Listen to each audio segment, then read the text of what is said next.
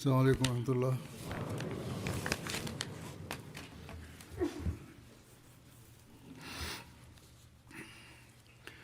أشهد أن لا إله إلا الله وحده لا شريك له وأشهد أن محمدا عبده ورسوله. أما بعد فأعوذ بالله من الشيطان الرجيم. بسم الله الرحمن الرحيم. الحمد لله رب العالمين الرحمن الرحيم مالك يوم الدين. إياك نعبد وإياك نستعين. اهدنا الصراط المستقيم صراط الذين أنعمت عليهم غير المغضوب عليهم ولا الضالين. مثل الذين ينفقون أموالهم في سبيل الله كمثل حبة أنبتت سبع سنابل في كل سنبلة مئة حبة والله يضاعف لمن يشاء والله واسع عليم. کا ترجمہ یہ ہے آیت کا کہ جو لوگ اپنے مالوں کو اللہ کی راہ میں خرچ کرتے ہیں ان کے اس فعل کی حالت اس دانے کی حالت کے مشابہ ہے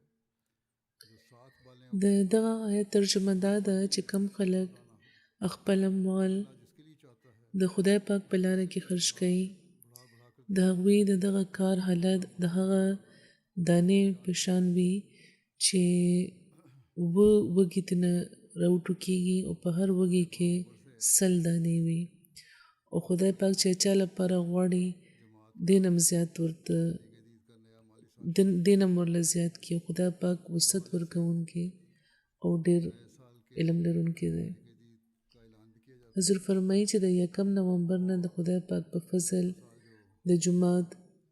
د تحریک جدید نوی مالی کال شروع کېږي لګیا دی. په دغه حواله د تحریک جدید د نوي کال اعلان هم کېږي او تیر کال چې کم تیر شوی دی د هغې په هغې کې د مالی قربانو ذکر هم کېږي چې کم د جوماتونو له طرفه شوي وي. همدغه شان د مال د قربانۍ د اهمیت باره کې هم څه بیانېږي. دا بیانولو نه مخکې د قربانو د اهمیت بیان نه مخکې د تحریک جدید چې کوم پس منظر دی هغه په اختصار بیان کړم. د تحریک جدید آغاز په کال 1940 کې شوی و. ځینې چې کوم نوي راغلي دي یا ځینې زلمیه لکان دي ماشومان دي هغوی به خبر نه وي، ځکه هغوی لپاره به ووایم چې تحریک جدید لکه څنګه چې ما ووایي چې د آغاز په کال 1940 کې شوی و چې حضرت مسلم موعود رضی الله تعالی عنه آغاز د دې فرمایلی و. د دې وجه چې کومه جوړه شوې هغه دا وه چې جومات خلاف د احرارو یوه فتنه راوچته کړې وه او ډېر شور یې جوړ کړی و. د مخالفت یو طوفان و ناره د هغوی دا وه چې موږ به احمدیت د ځمکې د لمن نه ختموو، د قادیان به نامه او نښه پاتې نه شي. همدغه شان بهشتي مقبره چېرته چې حضرت مسیح موعود علیه السلام مزار دی د هغې د بې حرمتۍ هم د دې منصوبه وه. دا خو دوی لپاره عامه خبره ده. او هغه وخت هم لکه څنګه چې پکار و چې حکومت تحفظ ورکړی دی نو هغه شان تحفظ نه ورکولو جومات ته، بلکې دا وینا به مناسب وي چې د مخالفانو حمایت روان و.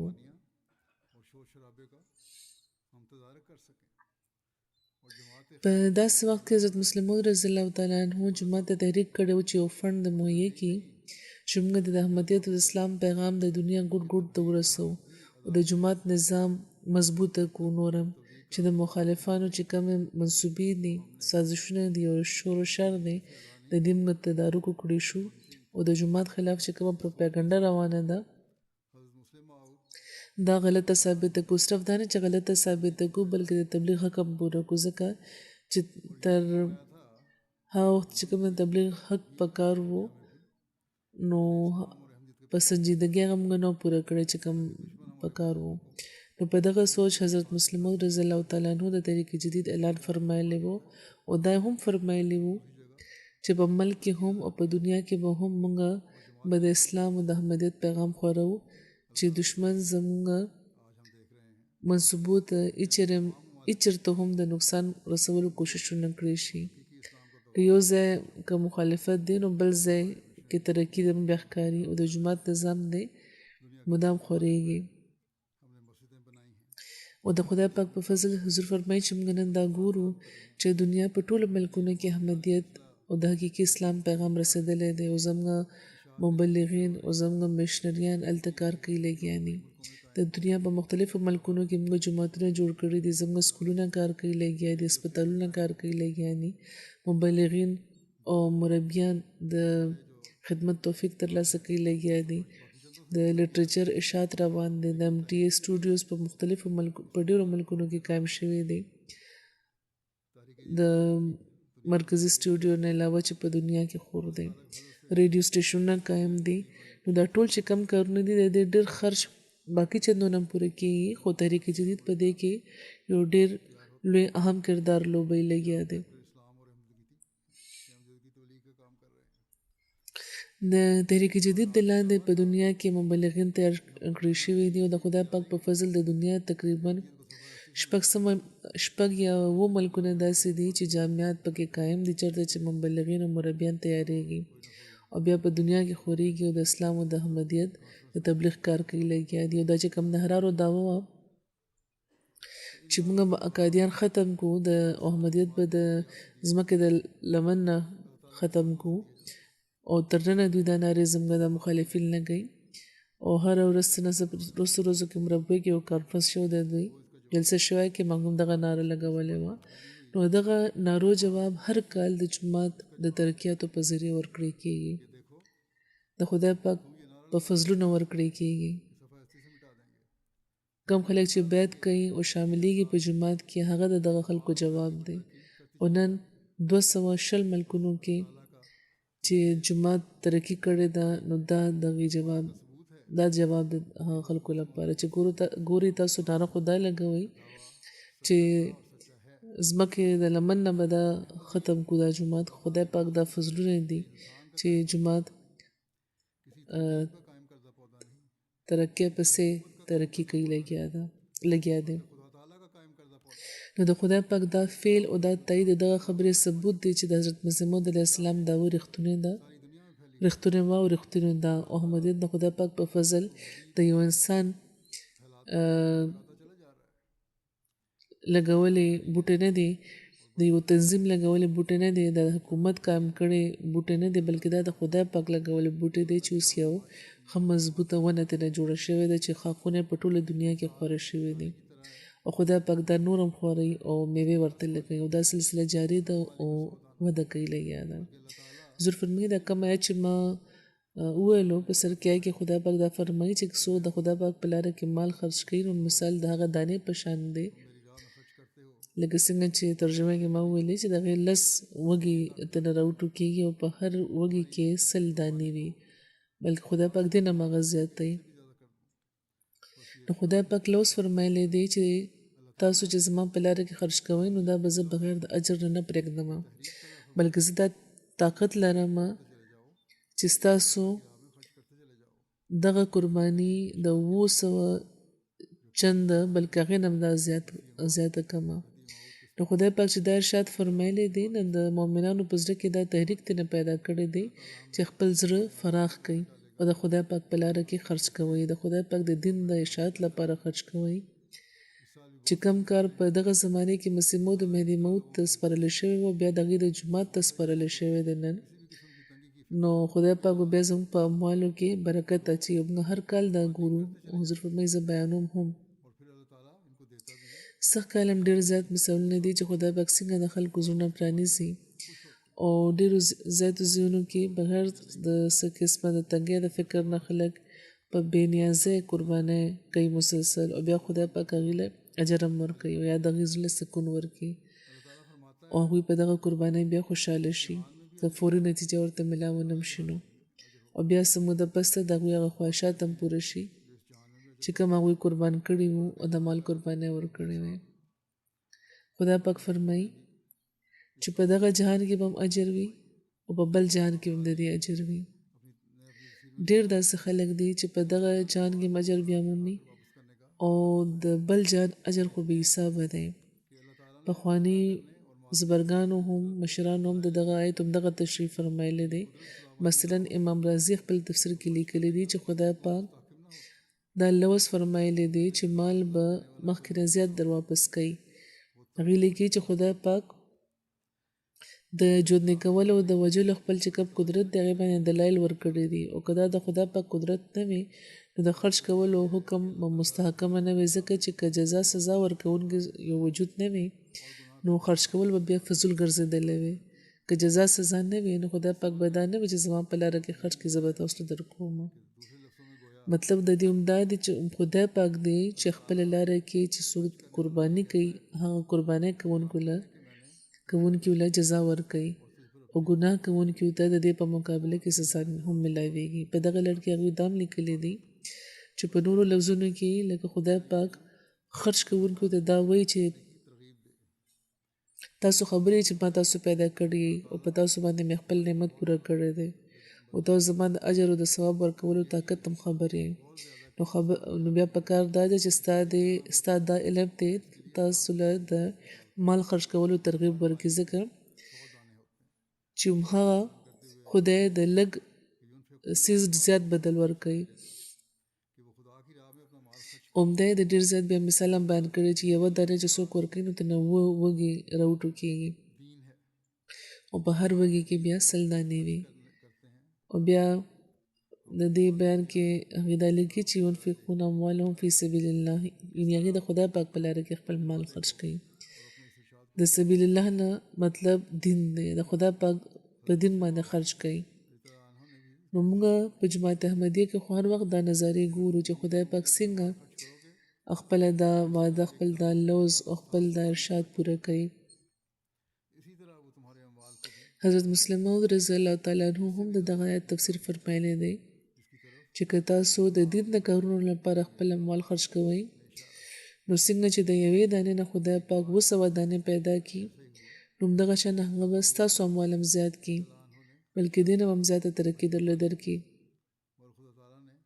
او د دې طرف ته والله یضاعف لمن یشاء کې اشاره ده نو تاریخ ګواه دی چې همداسې شوی دی حضرت ابوبکر رضی الله تعالی عنہ بېشکه لوی قربانۍ کړې وې خدای پاک هغوی د خپل د رسول لومړی خلیفه جوړ کړي وو او داسې د کوم عظیم الشان انعام یې هغوی ته بخښلی و نو د هغې په مقابله کې هغې قربانۍ بیا څه حیثیت لرلو همدغه شان حضرت عمر هم ډېر څه ورکړي وو هغوی څومره لوی انعام بیا ومونته او حضرت عثمان هم چې څه کړي وو نو هغې نه په لکونو چنده زیات په دغه دنیا کې هم ورته میلاو شو او دغه شان مونږ د یو صحابي چې کوم دغه حال ګورو نو هلته هم د خدای پاک هم دغه څه لږ موږ ته ښکاري حضرت عبدالرحمن بن عوف ته وګورئ لیکي چې کله هغوی وفات شوي نو هغوی سره 3 کروڑه روپۍ جمع وې هغې نه علاوه په خپل ژوند کې هغوی په لکونو روپۍ به خرج کولې همدغه شان چې صحابه خپل وطن پرېښوده نو بهتره وطنونه ورته میلاو شو رونه خویندې چې پرېښوده نو ورته بهتره رونه خویندې میلاو شو او مور پلار یې پرېښوده نو د مور پلار نه بهتره مینه کوونکي رسول کریم صلی الله علیه و وسلم ورته میلاو شو نو د خدای پاک په لاره کې قربانۍ کوونکي چې څوک وي نو هغه هیڅ ډول د نیک اجر نه محرومه کېږي نه حضور فرمایي چې په تیرو خطبو کې ما د بدر صحابه باره کې بیانول او نن سبا د رسول کریم سیرت د غزواتو په حواله چې بیانېږي نو آی کې هم د صحابه د نیکو ذکر راشي د قربانو ذکر راشي نو ګوري چې خدای پاک څنګه هغوی ته هر څه بخل او موږ تاریخ نه دا ګورو چې خدای پاک هغوی د ضایع کېدو لپاره پریښي نه بلکې بشمیره بخنه وي د خدای پاک د هغې لپاره او خدای پاک بشمیره ځایونو کې د خرج کولو باره کې فرمایلی دي چېرته دا وایي چې خپل مال خرج کوئ چې کوم ستاسو خوښ څیز دی د هغه خرج کوئ نو تاسو له به زه اجر درکوم او ستاسو په مالونو کې به زه ستاسو مالو کې به زه وسعت پیدا کړم او په خپلو فضلونو به زه تاسو ته بخنه کوم او دا د خدای پاک چې کوم نوازشات دي دا موږ ګورو نن هم هر احمدي چې په حقیقي طور د زړه نه قرباني کوي هغه دا محسوسوي چې کوم قرباني کوونکي دي هغوی خپل واقعیت هم بیا لیکي او انسان حیرانېږي چې څنګه خدای پاک هغوی له د قربانۍ توفیق ورکړو او څنګه د هغوی ایمانونه مضبوط کړه حضور فرمایي چې زه به ځینې مثالونه وړاندې کړم خو دې نه مخکې څه علمي او تاریخي حوالې به بیانوم د حدیث نه هم حضرت مسلم موعود رضی الله تعالی عنہ د حضرت مسلم موعود علیه السلام د یو خبرې تشریح فرمایلی ده د حضرت مسلم موعود علیه السلام نه د حضرت عیسی علیه السلام چې هغوی وی چې ځان لپاره په اسمان باندې مال راغونډ کوي جمع کوي چېرته چې نه چینجې لګي نه پې زنګ لګي او نه هلته نه قبلګي غلونه او نه پټۍ خو قرآن وایي دا د مسیح علیه السلام تعلیم و د انجیل خو قرآن وایي چې که ته تاسو د خدای پاک خزانې کې خپل مال جمع کوئ نو دا نه چې هغه به څوک پټوي نه بلکې کم از کم د یو په بدل کې به ورته 200 ملاویږي او دې نه د زیات ساعت بندي بیا نشته او بیا حضرت عیسی علیه السلام وایي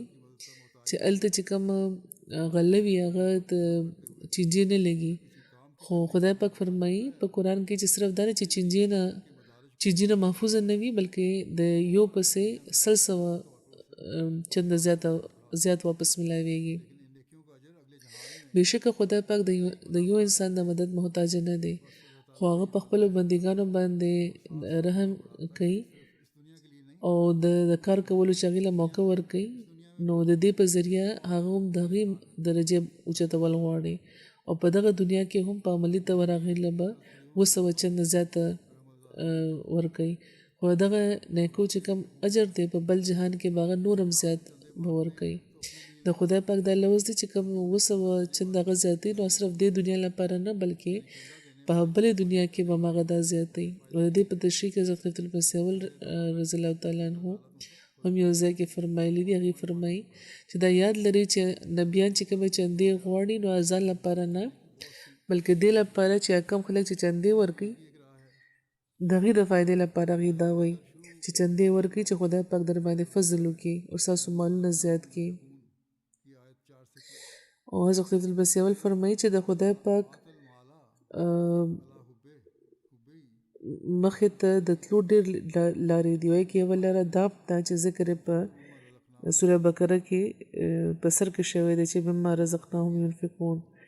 په 4 نمبر آیت کې بیا آت المال علی حبه دا هم د سوره بقره آیت دی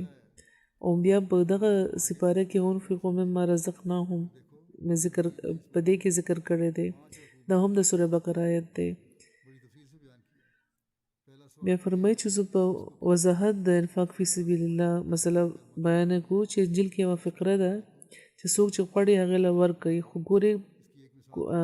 قرآن دغه مضمون په 15 رکوع کې ختم کړی دی ډېر په تفصیل بیان کړی دی لومبی سوال خدای چې چا له ولې ورکړی شي د دې بیان فرمایلی دی چې د اعلی کلمت الله لپاره خرج کوونکو له ورکوي او د دې یو مثال داسې دی لکه څوک چې یو تخم په ځمکه کې واچوي مثلا د باجرې او بیا دغې ډېر وږي روزي نو فرمایي چې والله یضاعف لمن یشاء چا لپاره چې غواړي نو هغه نور هم زیات کړي او ځینې مقاماتو کې د یو په بدل کې د 10 ځلو کې د یو په بدل کې د 200 ذکر دی نو دا ضرورت د اندازې او د وخت او د موقع په لحاظ دا فرق وي مثلا یو تن د سیند په غاړه دی د ژمي موسم دی باران دی او په داسې حال کې که څوک ترې اوبه غواړي هغه ورله ګیلاس ډکې اوبه ورکړي چې هر ځای کې اوبه دي نو داسې لویه خبره نه ده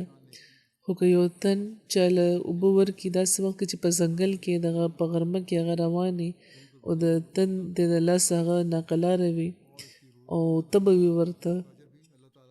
او داسې تل نه چې اوبه ورکړي نو دا یوه ډېره عذاب شانه نیکي ده نو دغه قسمه فرق په لحاظ خدای پاک په اجر کې هم فرق ایښی دی چېرته قرباني د ضرورت مطابق ډېره زیاته وي او چېرته ضرورت نه هم زیاته وي او د دې اجر هم یا خدای پاک دغه اجر هم 200 یا هم زیات ورکوي او چېرته د قربانۍ دومره ضرورت نه وي خو بهرحال د قربانۍ ضرورت وي نو هلته دا نه چې خدای پاک اجر نه خالي ساتلی وي هغه بلکې هلته 2 چنده یا 10 چنده زیات اجر ورکوي دا مثالونه حضرت عیسی المسیح اول د مال د خرج کولو باره کې ورکړي دي په دغه لړ کې هغوی یو بل مثال واقع بیان کړی ده د حضرت رابعه بصري چې هغوی کور کې وو او میلمانه راغله او په کور کې صرف 2 روټۍ وې خوراک لپاره نو هغوی نوکر ته وویل چې دا 2 روټۍ صدقه کړه نو نوکر ورته وویل چې عجیبه خبره چې کور کې میلمانه راغلي دوی کومه لږه ډېره روټۍ ده نو دا هم تاسو په غریبانانو کې ویشلو لپاره وایي څه وخت پس د بهر نه اواز راغلو یو ښځې وویل چې یوه مالداره ښځه وه چې په ګاونډ کې اوسېده نو هغه څه روټۍ رالېږلې ده او چې کله روټۍ راغله نو حضرت رابعه بصري چې وشمېرل نو په هغې کې صرف 18 روټۍ وې نو حضرت رابعه بصري د خدای پاک سره ډېر زیات تعلق و په خدای د هغې ایمان و چې هغه به د هغې خبره ضرور پوره کوي او چې هغوی 2 ورکړي دي نو هغې نه زیات پکار دی چې د په مقابله کې 10 چنده زیات نو هغوی چې دا 18 روټۍ ما لپاره نه دي زما 20 میلمانه راغلي دي نو ما لپاره 20 روټۍ راتلل پکار د خدای پاک له طرفه دا ما لپاره نه دي دا به زه نه اخلم دا واپس کړه نو د هغې نوکر یې ورته وویل چې دا وساتې خدای پاک نعمت رالېږلی دی خو هغوی نه دا ما لپاره نه دی په دې کې د مالداره ګاونډی چې کوم وه د هغې اواز راغله ښځې ته چې ته چېرته لاړې خپل نوکرې ته هغې وویل چې ما خو د رابعه بصري لپاره دا بل سامان تیار کړی و د خوراک او چې کله هغه راغلو نو هغې کې 20 روټۍ وې نو دغه شان د زبرګان چې کوم وو دوی په خدای ایمان هم لرلو خدای پاک به د هغې دا یقین بیا پوره کولو او په دغه لړ کې حضرت عیسی المسیح اول دا خبره بیان فرمایله ده چې خدای پاک په لاره کې ولې خرج کول پکار دی نو فرمایي چې دا صرف د خدای پاک د رضا د ترلاسه کولو لپاره یعنی احسان په چا مه کوئ بلکې د خدای پاک د رضا د ترلاسه کولو لپاره کوئ او چې خدای پاک خوشحاله شي او دې لپاره چې هغه په موږ باندې بې شمېره احسانات کړي دي او بیا دې لپاره قرباني کوئ د خدای پاک په لاره کې د خدای پاک د دین له خاطره چې دا ضروري دي د دین له خاطره او څنګه د خدای پاک رضا ترلاسه کولو لپاره ورکوي لکه څنګه چې ذکر وشو چې د احسان په طور نه چا چې قرباني کړې ده نو په جومات باندې احسان نه دی بلکې د خدای پاک احسان دی چې کله تاسو دغه په لاره کې په نیک نیت خرج کوئ نو هغه به تاسو له زیات ورکوي حضرت مسیح موعود علیه السلام فرمایي چې د خدای پاک په لاره چې کوم خلک خرج کوي نو د هغې په مالونو کې خدای پاک داسې برکت ږدي چې کله لکه څنګه چې یوه دانه چې کله یو تخم چې کله وکرلی شي نو کرلی کېږي خو یوه دانه خو خدای پاک ته نه 2 خوشې روباسي او په هره خوشه کې 100 دانې هغه پیدا کولی شي یعنې د اصل څیز نه زیاتول دا یو اصولي خبره ده چې اصل څیز نه زیاتول دا د خدای پاک په قدرت کې داخل دی او په حقیقت کې مونږ ټول خلک چې کوم د خدای پاک په دغه قدرت ژوندي یو او که خدای پاک له خپله طرفه یو څیز په زیاتولو قادر نه وي نو ټوله دنیا به وژلې شوې وي ختمه به وي او یو جاندار به په ځمکې باندې باقي نه وي حضرت مسیح اسلام لیکلی دی چې په تعبیر رویا کې ځیګر مال وي او که څوک په خوب کې وګوري او د دې مطلب دا وي چې خپل ځیګر یې روباسلو چاله ورکړو نو مطلب یې دا چې مال یې ورکړی دی همداسې خیرات کول چې کوم یې هغه ژوند ورکول وي د مال د قربانۍ ډېر اهمیت دی. انسان د خیرات په وخت څومره صدق و ثبات ښیي، نو اصل خبره دا ده چې صرف په قیل و قال سره نه جوړېږي، په خبرو سره نه جوړېږي، تر څو چې په عملي رنګ کې یو خبره ونه ښودلی شي. صدقه دې لپاره دې ته وایي چې په صادقانو باندې دا د صادقانو نښه شي چې د هغوی صداقت پرې ثابتېږي چې په ایمان کې واقعي صداقت دی. په حدیث کې راغلی دی چې نبي کریم صلی الله علیه وسلم فرمایل چې زه تاسو د ټولو سخیانو نه زیات چې څوک سخي دی د هغې باره کې درته ونه وایم. نو خلکو ورته عرض وکړو چې ولې نه؟ نو رسول کریم ورته وفرمیل چې خدای پاک د ټولو سخاوت کوونکو نه زیات سخاوت کوونکی دی. او بیا رسول کریم ځان باره کې ووایي چې زه د ټولو انسانانو کې د ټولو نه زیات سخي یم. او بیا رسول کریم د مونځ، روژې او د مال د قربانۍ طرف ته پام وګرځولو. په یو روایت کې راځي چې رسول کریم فرمایل چې مونځ،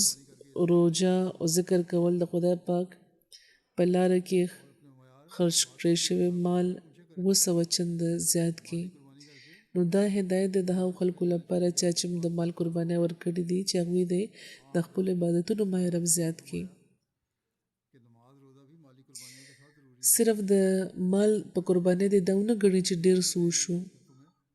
بلکې خپل د عبادتونو معیار دې اوچت کړي، نور دې اوچت کړي. او د مال په قربانۍ د دا نه دي ګڼل پکار چې موږ عبادتونو نوس فارغ شو. رسول کریم فرمایل چې مونځ، روژه هم د مال قربانۍ سره ضروري ده. لکه څنګه چې ما وویل حدیث نه ده او د نور څیزونه دي چې کوم بیا خدای پاک قرب تاسو دربخي، او بیا خدای پاک په تاسو مهربانه شي او تاسو مالونه نورم زیاتوي. ډېر خلک قربانۍ کوي. ورځ سبا هم داسې مثالونه موږ له راځي چې کله ضرورت دوی ته وي او دې نه باوجود هغوی د خدای پاک په لاره کې خرج کړي او په دغه امید خرج کوي چې موږ چې د خدای پاک په لاره کې خرج کول د خدای پاک د رضا د ترلاسه کولو سبب بشي دي لپاره. او دا زموږ چې کومه قرباني ده دا به ضایع کېږي نه، خدای پاک به دا ضایع کوي نه، او بیا خدای پاک واقعي هغه نه ضایع کوي. رسول کریم صلی الله علیه وسلم په یو حدیث کې فرمایلی دی، روایت دا راځي چې رسول کریم صلی الله علیه وسلم له یو تن راغلو، هغه وویل چې یا رسول الله، د ثواب په لحاظ د ټولو نه لویه صدقه څه ده؟ رسول کریم صلی الله علیه وسلم ورته وفرمایل چې د ټولو نه لویه صدقه دا ده چې ته په دغه حال کې صدقه وکړې چې ته صحتمند یې، د مال اجت لرې او هیرس لرې او د غربت نه ویریږي او خوشحالي دې پکاره وي، او هغه وخت په صدقه او خیرات کې ناوخته نه کې. دا ټول چې کوم ستا خواهشات دي د دنیوي څیزونو د دې خواهشات لري، خو دې نه باوجود ته چې صدقه وکړې، خیرات وکړې، د خدای پاک په لاره کې خرج کړې. هغوی فرمایل چې چېرته داسې ونه شي چې ستا د مرګ وخت راجوخ شي او ته وایې چې فلاني له دومره ورکړه او فلاني له دومره ورکړه. فرمایل چې هغه مال خو بیا ستا اډو پاتې نه دی، خو مخکې نه د بل چا شوی دی، دا خو به اوس وارثانو ته میلاویږي. نو د صحت په حال کې او د ضرورت په حال کې د خدای پاک په لاره کې خرج کول دا اصل قرباني ده. او که داسې کوئ نو بیا به خدای پاک تاسو له په دغه دنیا کې هم زیاتوي او په بل جهان کې هم درته زیات کړي. د زبرګانو نمونې د مشرانو زموږ د جومات هم دغه وي چې هغوی به خپل مال د خدای پاک په لاره کې خرج کولو لپاره به شمیرلو نه، بلکې بې دریغه به هغوی خرج کولو. همدغه شان رسول کریم په زمانه کې د صحابه مثالونه موږ ته میلاویږي. رسول کریم په روایت کې راځي چې یو ځل خپل چې کومه نسبتي خور وه حضرت اسما، خپل خینې حضرت اسما بنت ابوبکر رضی الله تعالی عنها ته نصیحت فرمایلی چې د خدای پاک په لاره کې په شمیرلو مه خرج کوه، ګینې خدای پاک به بیا تعالی په شمیر درکوي. او رسول کریم فرمایل چې خپل د پیسو چې کومه تیلی وي د هغې خوله د بخل په وجه مه بندوئ، چېرته چې پیسې پرتې وي د هغې خوله بندوئ مه، په کنجوسۍ مه ورکوئ، بیا به د هغې خوله هم بنده پاتې وي، هغوی چېرې هم پکې مال نه راځي. که مال ترېنه روځي نو نور به راځي. نو د خدای پاک په لاره کې چې راوباسي نو تینا په فراغ سره بیا خرج کوئ. او حضرت خلیفة المسیح اول په جومات کې مونږ ګورو مثالونه له ټولو نه مخکې د حضرت مسیح موعود علیه السلام په زمانه کې بیا د حضرت خلیفة المسیح اول ډېر قربانۍ کولې. د حضرت مسیح موعود علیه السلام په زمانه کې د هغوی د میشن د پوره کولو د هغوی د مدد لپاره به بې شمېره هغوی خرج کولو. او مسیح موعود علیه السلام په خپله د دې ذکر فرمایلی دی یو ځای کې هغوی فرمایي چې که ما اجازت ورکړو که ما اجازت ورکړې وي نو دوی به هر څه ورکړی وي. یعنې حضرت مولانا نورالدین خلیفة المسیح اول او هر څه په دغه لاره کې فنا کړی وي او خپل د روحاني رفاقت په شان جسماني رفاقت او د هر وخت په صحبت کې د اوسېدو پاتې کېدو حق به پوره کړی وي. یعنې هغوی فرمایي چې ما اجازت نه دی ورکړی یعنې هغوی خو هر څه ورکولو هغوی به هر څه ورکړی وي. او هغوی لیکلي هم دي د هغوی د ځینو خطونو ځینې فکري د نمونې په طور وبښیم. حضرت خلیفة المسیح اول حضرت مولانا نورالدین صاحب حضرت مسیح موعود علیه السلام په خدمت کې لیکلي دي چې زه ستاسو په لاره کې قربان یم زما چې څه دي هم زما نه دي ستاسو دي. او حضرت پیر مرشد زه ډېر په کمال راستی عرض کوم چې زما ټول مال او دولت که د دین په اشاعت خرج شي نو زه تر مراده ورسوم. نو ګورئ لکه څنګه چې رسول کریم له خدای پاک ابوبکر عمر عثمان او د مال قربانۍ کوونکي ورکړي وو نو همدغه شان په دغه زمانه کې د حضرت ابوبکر صدیق رضی الله عنه په شان حضرت مسیح موعود علیه السلام ته هم د خپل د آقا په قدم روانېدو په وجه داسې غلامان عطا کړي وو چې هغوی د هر څیز قربانۍ لپاره تیار وو او د ابوبکر صدیق نمونه یې ښودلی وه. حضرت مسیح اسلام فرمایي چې دا لوزرم د خدای پاک له طرفه دی چې کم تن د خدای پاک لپاره به ورکوي نو زه به هغې له څو چنده برکت ورکوم او په دنیا کې به هم ورته ډېر څه میلاویږي او پس له مرګ آخرت کې به هم د هغې اجر هغه ګوري چې څونه په آرام به ورته میلاویږي. حضرت مسیح موعود علیه السلام فرمایي چې که دا وخت زه دغه خبرې طرف ته ستاسو پام ګرځوم چې د اسلام د ترقۍ لپاره خپل اموال خرج کړي برکت مای کې میلاویږي او په بل جهان کې هم یعنې برکت په دې دنیا کې میلاویږي او په بل جهان کې هم. او دا صرف د وینا خبره نه ده بلکې دا موږ ګورو او دا صرف د هغې زمانې خبره نه ده چې کوم حضرت مسیح اسلام فرمایي بلکې نن هم ډېر واقعات موږ له داسې میلاویږي ما له داسې راځي اظهار راځي واقعات داسې ما له راځي چې څنګه خلک دا وایي چې د خدای پاک په لاره کې خرج کولو نه پس زموږ مال کې برکت راغلو او زموږ د ژوند مسلې لرې شوې او زموږ ایمانونه مضبوط شو. حضور فرمایي چې یو څو واقعاتو ذکر به وکړم. البانین مبلغ صاحب لیکي چې یو البانین ملګري دی هلال یوسف صاحب ډېر ساده مزاج لري دوی غریب هم دی. هلته جلسه روانه وه نو هغوی د خدای پاک د رضا له خاطره بغیر د څه اجر تر یوې هفتې هره ورځ سهار 8 بجو نه ماښام 4 بجو پورې د جلسې کار کولو. وایي زموږ ډېر رضاکاران دي چې په جلسو کې په دنیا کې هم دغه شان کوي او ځینې ته څه ضرورت وي هغې نه باوجود هغوی د رضاکارانه طور باندې هغوی وخت ورکوي کار کوي او د ځینو ضرورت نه وي او د هغوی ګزاره روانه وي خو بهرحال دوی کار کولو او 4 بجو پوره بیا به هغوی 4 بجې خپلې نوکریات ته لاړه. یو ورځ په لفافې کې هغوی 15 یورو د تحریک جدید چنده راوړه. البانیا وی غریب ملک دی د مشرقي عرب مربي صاحب وایي چې ډېر روزونه دی دا پیسې ورکولې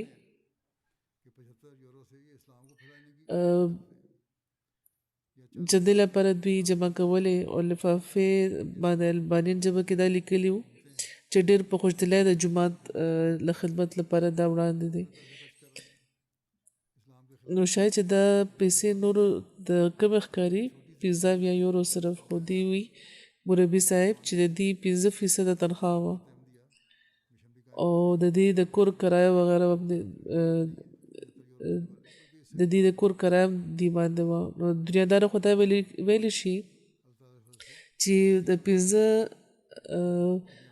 یورو 15 چې کوم یورو دي په دې باندې د دې د اسلام د خورولو خبرې کوي په یو څو یورو باندې د اسلام د خورولو خبرې کوي خو چې کوم د اسلام مخالفه چې کوم تنظیمونه دي حکومتونه دي نو هغوی سره خو په اربونو پاونډونه دي هغوی خپلې پیسې خرج کوي د اسلام خلاف خو خدای پاک په د دې په دومره وړې چې کومه قرباني ده نو هغې کې دومره برکت ایښی دی دومره برکت ایښی دی او دومره فضل فرمایلی دی چې په دې قربانۍ د جماعت احمدیه مشن هم قایمیږي مشنونه او بیا ډېر داسې خلک دي او صرف دا یو نه دا چې چا 15 یورو ورکړي بلکې دین هم کم ورکوونکي دي داسې خلک دي چې دین هم کم ورکوي په دومره وړو چې کوم د دې د قربانۍ دي نو هغې نه هم چې کوم دی په دنیا کې د خپل کار د جماعت کوي د اشاعت د اسلام او په دنیا کې ترقي روانه ده او چې کومه ترقي روانه ده نو هغه د عربونو ډالرو خرج کوونکي چې کوم دی هغې نه دا زیاته ده همدغه شان ځینې دین هم زیات غریب ملکونه دي هغې کې هم د قربانۍ نظارې ښکاري چې کوم هماغه نظارې چې د اسلام په سر کې یا چې کله حضرت مسیح موعود علیه السلام د مال د قربانۍ تحریک فرمایلی و هغه وخت به کېده او چې کله حضرت مسلم موعود رضی الله تعالی عنہ د طریق جدید اعلان فرمایلی و چې نن دشمن په پوره طریقه تیار شوی په موږ باندې حمله کوي نو ځکه دا خرج کوي او په دې باندې بیا خلکو قربانۍ کړې وې غریبانانو ښځو خپلې چرګې او د چرګو ها به هغوی خرڅولو چندې ورکړې وې معمولي قربانۍ وې هغه وخت په 2-3 کالو کې حضرت مسلم موعود وایي چې په 3 کالو کې 20,000 روپۍ جمع شوې وې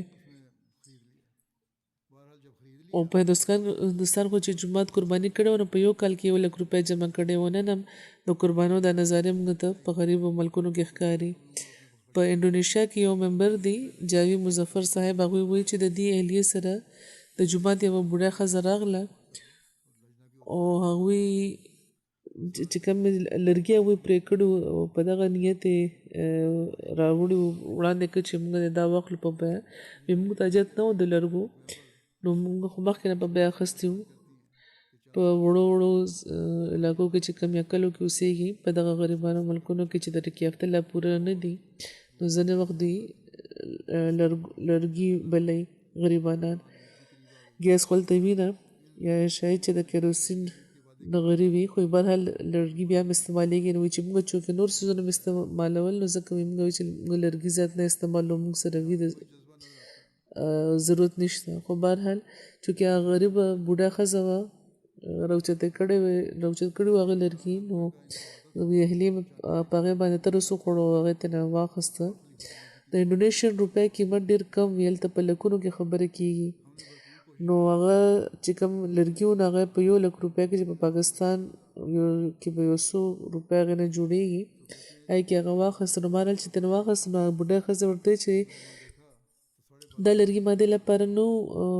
روړي چې تا نه پې پیسې واخلم او ځان باندې خرج کړم بلکې دا چنده ما ورکوله چندې لپاره مې دا خرڅول نو دا زما له طرفه د تحریک جدید په چندې کې وشمېره او د لجنه عهدهداره هم وه دغې هغه اهلیه وایي چې کومه پیسې چې هغوی ورله ورکړې نو ټول هغې په چندې کې ورکړي یو پیسې هم ځان سره نه وه وړې همدغه شان د انډونیشیا یوه ممبره ده هغه بیانوي چې یو څو کاله مخکې د هغې حالات ډېر خراب وو او د هغو کالو د هغوی ماشوم او نور بل ماشوم یې کېدونکي وو او چې په کوم ورځ هغه بل ماشوم وشو نو هغه ورځ اختر هم جوخت وو نو هغوی درې واړو د طریق جدید د وعدې چې کوم پیسې وې هغه چې پاتې وې نو هغه 12 لکه روپۍ وې لکه حضور فرمایي لکه څنګه چې ما وویل چې د روپۍ قیمت هلته کم دی نو هلته هم نو همغه جذبه ښکاري چې مثالونه موږ مخکې زبرګانو کې لیدلي دي هغې وایي چې د د 12 لکو لوز موږ دا وخت چې تحریک جدید چنده ورکو حضرت المسیح ثاني حضرت المسیح ته د دعا لپاره ولیکو نو موږ پوره کوشش وکړو چې څنګه چنده ورکو خو د غربت په وجه دا ګران ښکارېدنه وي چې زما لږ شان بینک اکاونټ کې مې لږې پیسې وې نو ما چې هلته وکتل په بینک کې نو 12 لکه روپۍ هلته موجودې وې وی چې ما که دا هر څه ورکړی وې نو بیا به ما سره هېڅ پاتې نه وي خو بهرحال فیصله ما دا وکړه چې 12 لکه روپۍ خو د ښځه او خاوند له طرفه او د مشر ماشوم له طرفه به ورکړو او 50,000 به د وړوکي زوی ماشوم له طرفه ورکړو دغه شان موږ ورکړو پیسې ختمې شوې هېڅ هم راسره پاتې نه شو خو افسوس راته نه کېدو بلکې زړه کې خوشحالي محسوسېده چې موږ خپله وعده پوره کړه او خپل د نوې پیدا شوی ماشوم په دې کې موږ شامل کوو چې خدای پاک بیا داسې فضل وکړو چې د یوې هفتې نه پس ته هغوی ته 1,20,00,000 روپۍ ملاوې شوې او دا چې هغوی ولیده نو یقین شو ورته چې خدای پاک چې کوم 10 چنده د زیاتولو لوس کړی دی نو هغه داسې بیا پوره کړو فوراً د هغوی سره خدای پاک فوراً خپل لوز هغوی لپاره پوره کړو همدغه شان د ګانا مبلغ لیکي چې د خلیفة المسیح په خطبو کې د چې کوم امام افروزه واقعیت یا چې خلکو ته واورولی شو نو یو د افریقې د ګانا ممبر و هغې خپل جیب کې چې کوم موجودې پیسې وې آخري هغه هم د خدای پاک په لاره کې ورکې او هغې وی چې لا جومات نه بهر وتې نو چې 2 فون کالونه ورته ملو شو چې د هغې د ژوند روح بدل کو یعنی 2 ګاکانو چې هغې سره رابطه وکړه هغوی ته داسې پرکششه نوکري یا د نوکرۍ د مواقعو پیشکش وکړو چې هغې چې کومې پیسې ورکړې وې هغې نه 100 چنده زیاته منافع ورته ترلاسه شوه نو دا غیر معمولي واقعه د دغه حقیقت یوه زبردسته یادګیرنه ده چې خدای پاک په خپل لاره کې چې څوک خرج کوي نو څنګه ورته فوراً او بې مثله انعامات ورته بیا هغه وبخي دا واقع د هغې په ایمان کې د اضافې سبب شوه همدغه شان کینیا نه د معلم اهلیه لیکي چې د هغوی د ړومبي ماشوم ولادت متوقع و ډېرې پیچیدګۍ پیدا شوې وې د هغې په وجه هغوی ته ډېر فکر و ډاکټرانو د فکرمندۍ اظهار کولو دوی وی چې ما خپل حالات ټولې خبرې خاوند ته وویې چې دې خبرې زه داسې پریشانه کړی یم نو هغوی وی چې خدای پاک ته دعا کوم خدای زموږ سهاره ده زموږ ډاډ په خدای دی او فوراً موږ قرباني کولی شو هغه دا چې نن د تحریک جدید کال ختمېدونکی دی نو خپله باقي پاتې چې کومه چنده ده د تحریک جدید هغه به ورکړو خدای پاک باندې به معامله پرېږدو خدای پاک به فضل وکړي عجیبه د ایمان حالت دی د دوی وی چې موږ همداسې وکړو یو څو ورځې پس هغوی په خوب کې ولیدل چې حضرت مسیح موعود علیه السلام تشریف راوړی دی تور رنګ کوټ هغوی اغوستی دی په سر یې پټکې دی او په لاس کې د هغې هغه عصا ده او هغوی ښځې ته وویل چې ته فکر مه کوه ماشوم به دې په خیر پیدا شي او ستا د اړخ نه به دا کېږي نو د هغې ماشوم بیا پیدا شو خو په اپریشن شوی و د خېټې یو طرف نه هغه اپریشن شوی و څه قسمه پیچیدګي بیا نه وه پیدا شوې بهرحال هغه ګڼي چې هر څه د خدای پاک په فضل وشو د هغې د قربانۍ په وجه خدای پاک برکت ورکړو د کله چې ماشوم کېدو نو ډاکټرانو ډېر خدشاتو اظهار کړی و دغه شان د لرو زیونو دغه احمدیانو ته هم خدای پاک داسې هغې باندې خپل فضل کې د هغې داسې ورته وښیي او د هغې ایمان مضبوط کړي ورسره د مسیح موعود علیه السلام د صداقت تایید وفرمایي د ګینی کناکري مبلغ انچارج صاحب لیکلی دی چې ما د خلیفة المسیح د خطباتو کې چې کوم ایمان افروزه واقعات دي هغه ورول او پام مې وګرځولو د خلکو چې چندو کې قرباني کول پکار ده مخکې کېدل پکار دي دغه شان او د تحریک جدید د کال د ختمېدو په وجه د هغې د ادایګۍ طرف ته مې د هغې پام ګرځولو چې بجټ پوره شوی نه دی پوره کول دی هغه ماښام یو تن مشن هاوس ته راغلو دا و چې دا لفافه محمد الحسن قوبي یا یعقوبي صاحب راستولی دی چې کله لفافه کولا وکړی شو نو پکې 300 یورو موجود و چې په مقامي کرنسۍ کې تقریبا 3 میلیونه فرانک جوړېده بلکې دې نه هم زیات نو په دې کې په دې هغوی کوبي صاحب ته فون وکړو او ته تپوس وکړو چې تاسو لفافه رالېږلې ده وجه ترې تپوس وکړه نو هغوی وویل چې د جمعې په خطبه کې مې تاسو نه اورېدلي وو چې ټارګټ نه د هدف نه دی پوره شوی نو د جمعې نه پس چې کله زه دفتر ته راغلم نو زما په دراز کې دا پیسې پرتې وې او ورسره د اخراجاتو یو اوږد فهرست هم موجود و چې په دغه پیسو به پوره کېده خو ما د اخراجاتو چې کم فهرست و هغه مې په ردی کې وغورځولو دا پیسې مې د تحریک جدید په چندې کې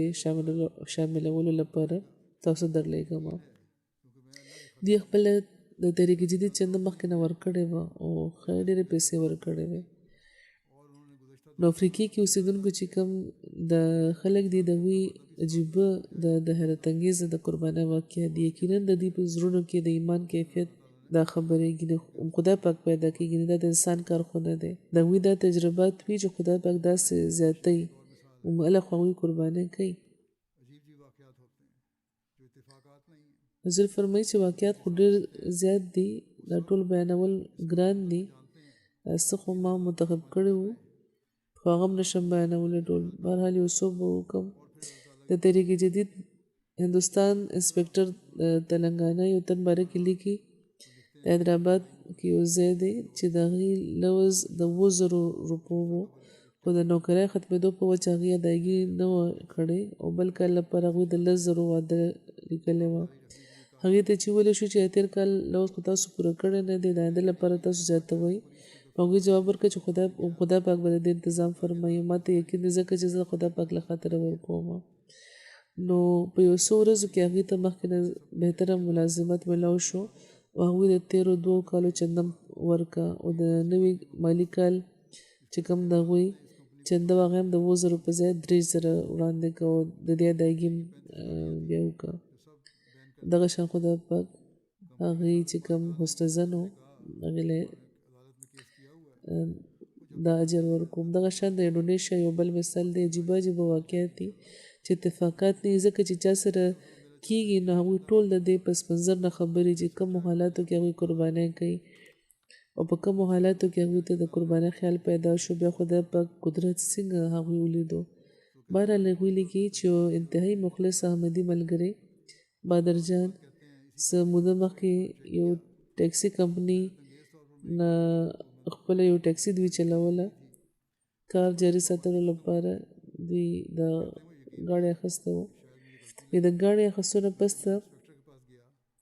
د ټرافیک پولیس دفتر ته د ګاډي رجسټریشن لپاره هغوی چې لاړه نو عدالت د دغه ګاډي د رجسټریشن نه انکار وکړو او چې ګاډي اخیستو په وخت ما هر څه چک کړي هر څه د قانون مطابق خو بیا وروسته زه خبر شوم چې دا چې کومه کمپنۍ وه د ټیکسي هغه مقروضه وه د هغې په وجه عدالت د دغه کمپنۍ په ګاډو باندې پابندي لګولې وه په بیه باندې اخیستو او دا وه د کمپنۍ چې کوم 35 ګاډي وو ټول باندې پابندي وه د کمپنۍ چې کوم تیر مالکان وو هغوی وایي چې ما ته وایي چې موږ په عدالت باندې مقدمه کړې ده تر څو چې فیصله نه کېږي ته انتظار وکړه تا ته به ګاډی میلاو شي انشاءالله دوی وایي چې ټیک ده وایي چې په دې هغه وخت وایي زما طریق جدید چنده ورکول و نو ما سوچ وکړو چې مخکې به چنده ورکوم په دغه فکر کې چېرته زما چنده پاتې نه شي او زه په دغه دنیوي فکرونو کې پروت یم نو وایي چې ما په فوراً طریق جدید او وقف جدید ورکړ او یو څو ورځې پس ما د دغه کمپنۍ ویب سایټ باندې چیک کړو په حیرت انګیزه ډول زما چې کومه په ګاډي باندې پابندي وه کوم ګاډي چې ما اخیسته هغې باندې پابندي ختمه شوې وه وایي ما ته یقین رانغلو چې شاید چې غلط شوم زه وایي زه انسپکټر له ورغلم نو هغه چک کړو راته وویل چې په 15 ګاډو کې صرف یو ګاډي نه پابندي ختمه شوې ده او باقي 14 ګاډو نه د پابندۍ ختمولو چې کومه معامله ده هغه په عدالتي فیصلې باندې انحصار لري او یې ګاډي هم هغه و چې کوم ما په بیه اخیسته وه د خدای پاک په فضل دغه په لاره کې د خرج کولو په نتیجه کې دا فضل وشو چې په فوري طور خدای پاک دغه انعام ماله راکړو نو دوی وایي چې دا د خدای پاک فضل دی چې په خپلو سترګو ما ولیدو چې څنګه خدای پاک احمدیانو ته بخښي بیا د مالی ریجن څنګه څو مبلغ لیکي چې خدای پاک په عجیبه رنګ کې د نومبایانو تربیت فرمایي او هغوی د مال قربانۍ طرف ته مایلوي د ښار یو نومبای موسی صاحب 1 ملیون فرانک سیفا راوړه ورځ دا وکړه چې په دې کې 15 لکه د دې د کور حصه جایداد دی او 4 لکه د وصیت چنده د 1 لک روپۍ د 1 لک فرانک صفه د تحریک جدید او د وقف جدید په مد کې د واخلي و چې کله دې دغه پیسو باره کې ما ته پوښتنه وکړه چې څه وجه د هغوی وي چې ډېرې مودې راسي هغوی په مختلفو دنیاوي پروجیکټ منصوبو لپاره پیسې جمع کولې او د دې پوره چې کم پام او دوام د دغه منصوبو لپاره و پرون شپه وي چې کله د تهجد نه پس زه سملاستم نو په خوب کې مې ولیدل چې 3 کسان د سپین رنګ جامه کې وایي ما له راغلو هغوی کې لومبې چې کم تن دی نو هغه ما ته مخاطب شو راته ووایي چې ته د یو احمدي کېدو نه باوجود ټوله توجه دنیا طرف ته لرې نو څنګه خدای پاک تربیت فرمایي بهتره چې ته د آخرت طرف ته فکر زیات وکړې او دې نه پسته بل تن راته ووایي چې ته خپل د کور چې کوم حصه جایداد دی لا تر اوسه نه دی ورکړی نو ځکه خپل د کور حصه جایداد هم ورکوم بل تن راته ووایي درېیم چې ستا 4 میلیونه په اکاونټ کې پراته دي د هغې وصیت هم په فوري طور ورکړه چنده د وصیت چنده نو یعنې پسته د احمدي په طور ما لپاره دا جایز نه وه چې خدای پاک له طرفه رهنمایي نه پسته هم دغه پیسې د بل مقصد لپاره استعمال کړې وې ما نو دا پیسې تاسو د مختلفو چندو په مد کې رانه واخلئ نو داسې واقعیت چې دا خلک ګوري نو صرف دا نه چې دې ایمانونه پې مضبوطېږي بلکې چې کوم د پخواني احمدیان دي د هغوی ایمانونه هم په دې مضبوطېږي موږ ته دا سوچ هم پکار چې څنګه خدای پاک د دغو خلکو رهنمایي فرمایي مخالفین وایي چې دا د دروغو دعوه ده د دروغو نبي دی د دروغ پروپاګنډه ده دوکانداري ده خدای پاک چې چا دغه شان رهنمایي فرمایي او لرې علاقو کې چې کوم ناس خلک دي چا چې څه موده مخکې سره بیعت کړی دی نو هغوی وصیت هم وکړو او چا چې د وخت خلیفه صرف په ټي وي لیدلی دی ملاو شوي ورسره چېرته نه دي او د جومات لټریچر به پوره نه وي لوستي اکثرو خلکو بنیادي څیزونه به صرف لوستي وي بهرحال خو نه باوجود خدای پاک د هغوی ایمانونه څنګه مضبوطوي او چې کله هغوی قربانۍ کوي نو خدای پاک د هغوی قربانۍ قبلوي او داسې د هغوی رهنمایي هم کوي حضور فرمایي چې نور هم ډېر واقعات دي فلحال یې پرېږدمه اوږد فهرست دی بهرحال سخت کال د خدای پاک افضل چې په جومات شوی دي او چې کومې قربانۍ د جومات خلکو کړې دي او د جوماتونو له طرفه چې کوم د قربانو اطلاعات دي د هغې په اختصار به ذکر وکړم دا ټول د خدای پاک احسانات دي چې همیشه موږ ته یاد ساتل پکار دي او دا کتل پکار دي چې خدای پاک نوې او پخوانو سره د تربیت په لحاظ داسې جذبات دي کې پیدا کوي چې هغوی د قربانو طرف ته پام کوي نو بهرحال چې کوم رپورټ دی د کال د دنیا د مختلفو ملکونو د هغې مطابق لومبۍ خبره خدا ده د تحریک جدید چې کوم 13 کالو 91 کال و هغه ختم شو او نن 92 کال شروع شو دا چې زه اعلان کوم او سخت کال د خدای پاک په فضل جومات ته 19.55 میلیونه پاوند قربانۍ توفیق ملاو شوی دی چې 13 کال په مقابله کې تقریبا 1.5 میلیون یعنی 15 لکه او 4.8 زیات د پاوندز جوړیږي د مجموعي وصولۍ په لحاظ د پاکستان نه علاوه چې کوم جوماتونه دي هغه نه شمارېږي خو په عمومي طور چې کوم په دنیا کې اول جومات دی هغه فلحال د جرمني جومات دی په 2م نمبر باندې انګلستان دی انګلستان کې هم سخت کال غیر معمولی وصولي دی کړې ده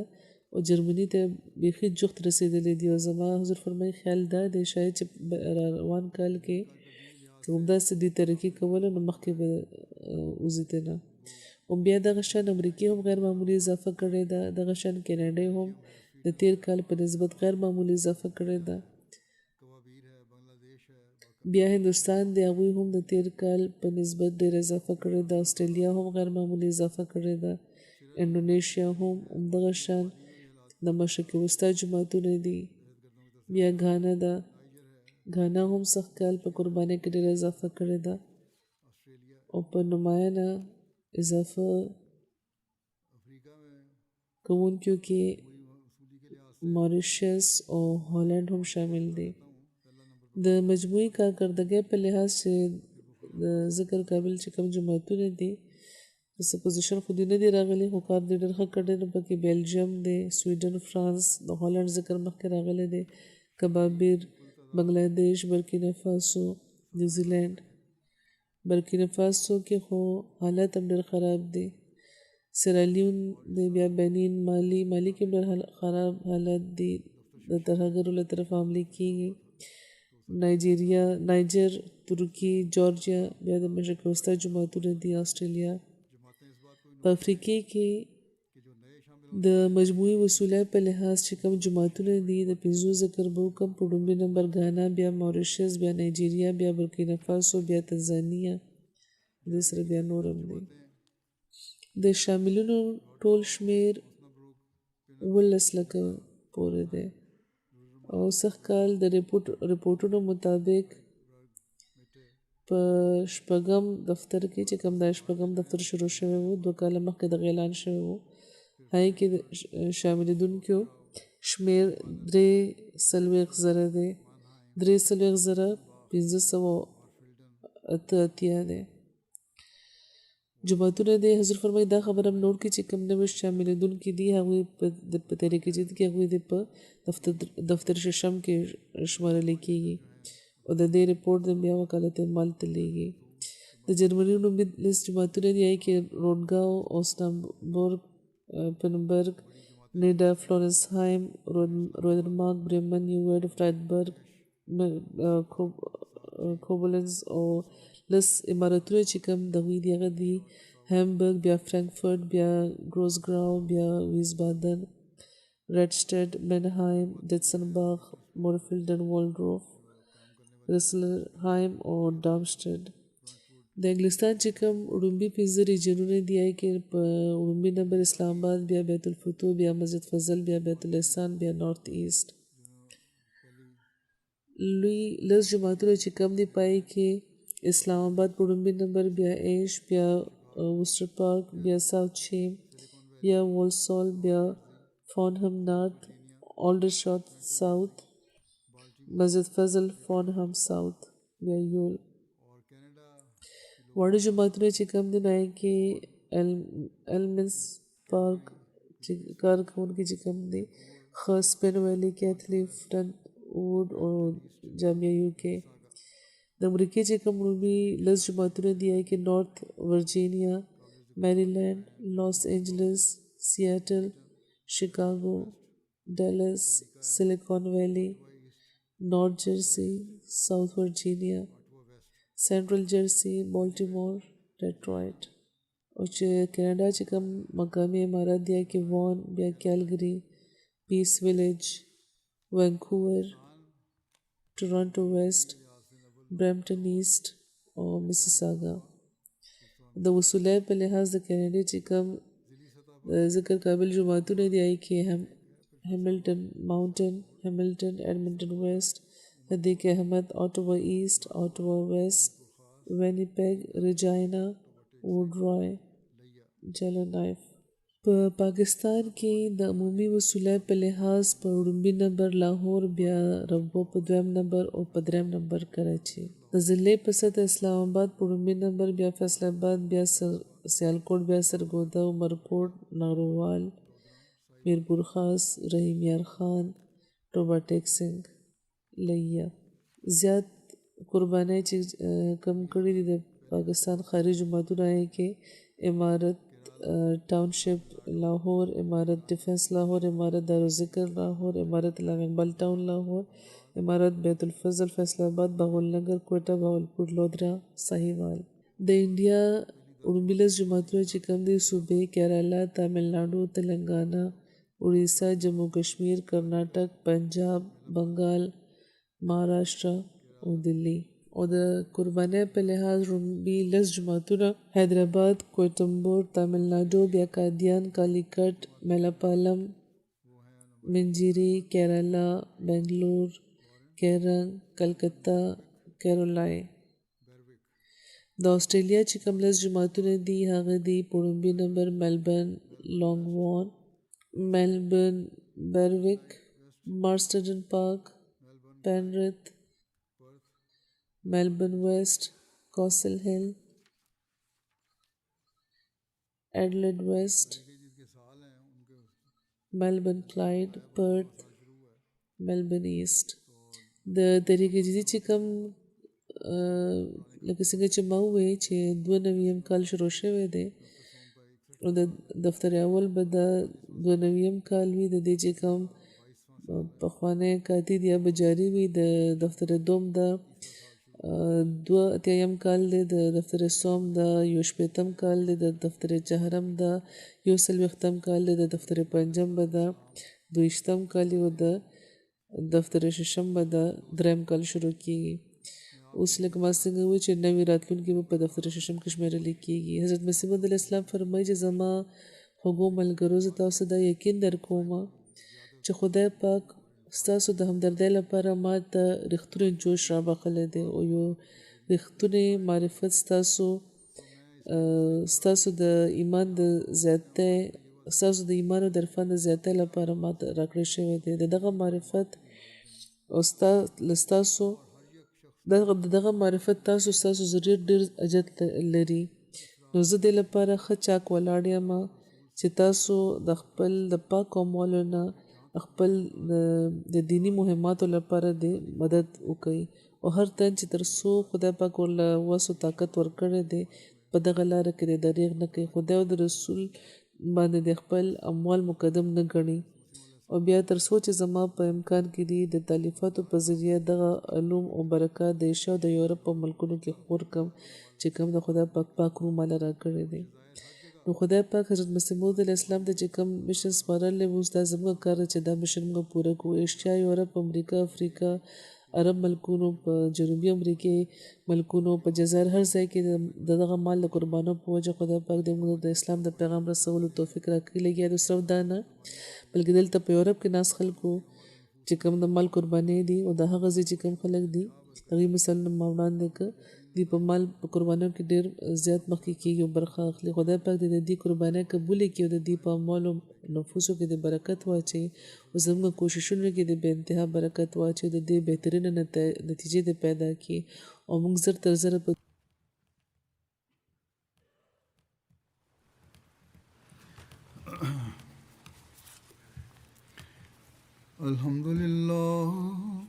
الحمد لله نحمده ونستعينه ونستغفره ونؤمن به ونتوكل عليه ونعوذ بالله من شرور أنفسنا ومن سيئات أعمالنا من يهده الله فلا مضل له ومن يضلل فلا هادي له ونشهد أن لا إله إلا الله ونشهد أن محمدا عبده ورسوله عباد الله رحمكم الله إن الله يأمر بالعدل والإحسان وإيتاء ذي القربى وينهى عن الفحشاء والمنكر والبغي يعظكم لعلكم تذكرون اذكروا الله يذكركم وادعوه يستجب لكم ولذكر الله أكبر